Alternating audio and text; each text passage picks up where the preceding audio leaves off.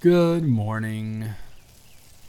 You know, the amount of times that you've woken up to me shirtless and cooking you breakfast, you'd think that at some point you'd eventually stop staring at me like I'm the meat that I'm cooking in the pan right now. Yeah, it's almost done. I've already got your coffee made on the table for you. It's under the little cover thing for the microwave because I know how you love it when the steam just kind of rises up into your face and the smell of the caramel hits you all at once and it mixes with the smell of the breakfast. I am not like the shorts guy who spits on his food. I only do this without a shirt on because 1, that's the sleep outfit, and 2, I can never get the bacon grease to not splash up, and it always gets on my shirt, so just take that out of the equation, you know? That dude absolutely fornicates with his food after making it, and you cannot tell me otherwise. Wow, what a smooth transition, huh? Yeah, last night was great for me too. Especially that last stretch when you flipped around and, nope, not gonna get distracted. Especially with the way that your robe accentuates. Oh God, this is gonna be a long morning. Nothing. That should be the pancakes, actually, and that's perfect timing because the bacon and eggs are done. You can just go ahead and plate however much you want while I go get that. Yes, these are Cinestack pancakes from IHOP. I know you love them to death. They just came back on the menu. I don't have the resources to make them here, and this is about to be one of the most painstaking mornings of your life.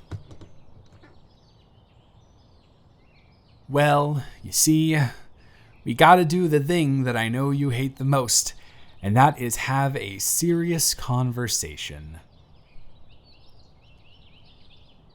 No, running away is not an option, actually, and neither is more sex. Plus, I know that's all talk anyways, because I put in a 200% effort last night, which I didn't even know that I had, to make sure that both of us are too exhausted for another round this morning. It's not mental warfare, it's I've tried to have this conversation with you for the past 2 weeks, and you just kiss me whenever I even open my mouth and start to have a more serious tone about something.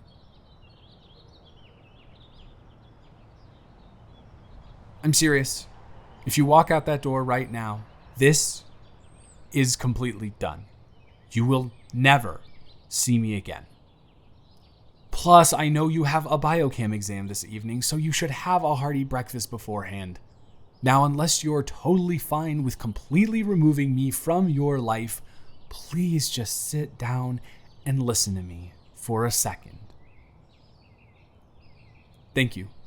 So, if you can genuinely answer this question, we can drop this conversation and go back to our regularly scheduled programming.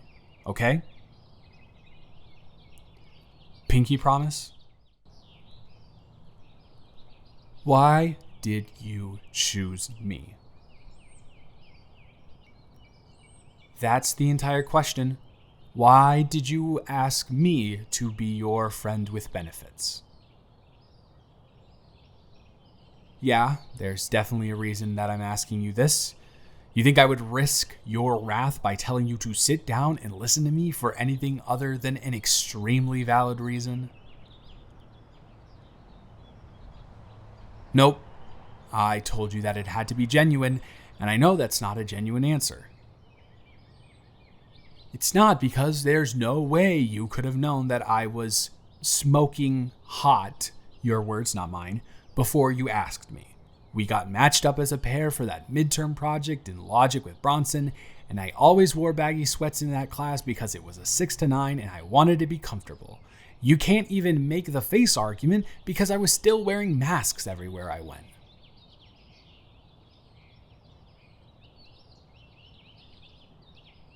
My point is that your first instinct when I ask you why you asked me to be friends with benefits is to lie And I want the truth. I'm not leading you to the answer either, so really think about what made you ask that question.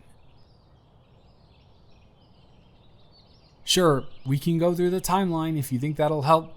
We're in the class for a couple months together. We get matched up for the project. We work on it together at 3 different sessions at Einstein's and finish it pretty expeditiously. We present it on the day of the midterm, and when we leave, you ask me if I want to come over to your place. I say yes. You ask me about being friends with benefits. I say yes again, and that is the timeline.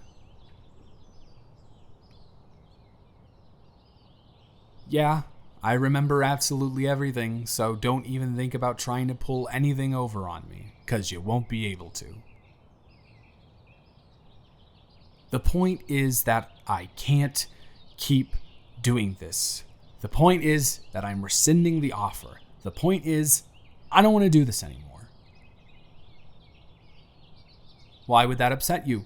It should not be a problem for you, considering that you continuously refer to this whole thing as simply scratching an itch, right? You can get that from any single guy on campus, probably, so there shouldn't be any real reason to be upset about this transition. How would I know that it's not fair when every single word that you have spoken about us would make me feel like it's completely fair? Why am I doing this? Are we still putting on this facade? Okay, fine. I'm sick and tired of pretending that we aren't completely and utterly enamored with each other. I'm sick of ignoring those glances that you give me with unfiltered adoration when you think I'm not looking.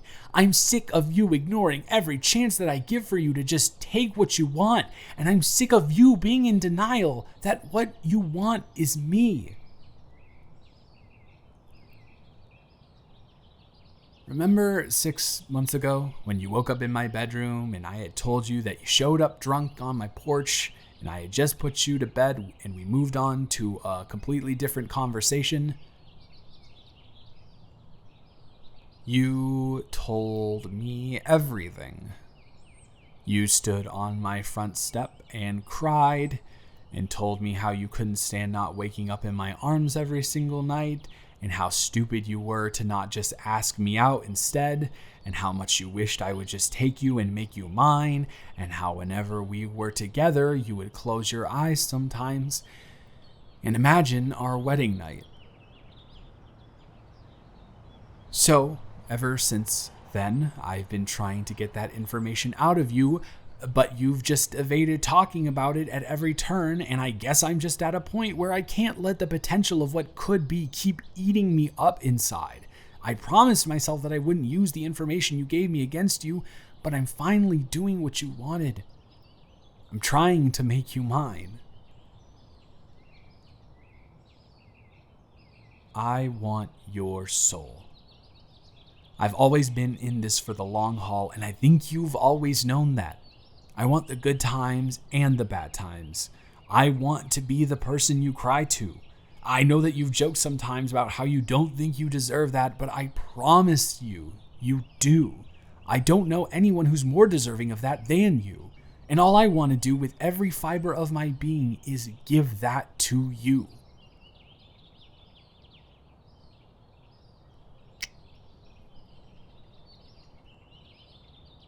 See? Now, is that so hard? I'm sorry. I had to do something at some point, and I couldn't keep seeing the signs after you had told me. I used to think I would just catch you undressing me with your eyes sometimes, but then I realized that there was a level of innocence to it, and you were just looking at me like someone who was longing for something. And now you have it.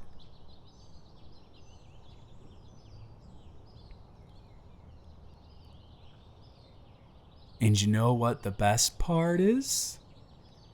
Now we can call each other pet names outside of the bedroom. So, do you want orange or apple juice now that you have finished your coffee, sweetheart? All right, I'm on it. And just one more thing.